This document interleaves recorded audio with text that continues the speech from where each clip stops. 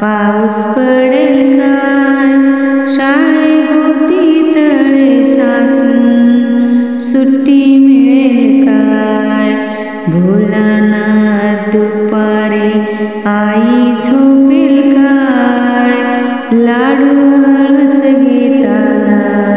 आवाज होईल काय भोलानाथ भोलानाथ खरं सांग एकदा आठवड्यातून रविवार येतील काय तीनदा भोलानाथ उद्या आहे गणिताचा पेपर पोटात माझ्या कळ येऊन दुखेल का रे डोपर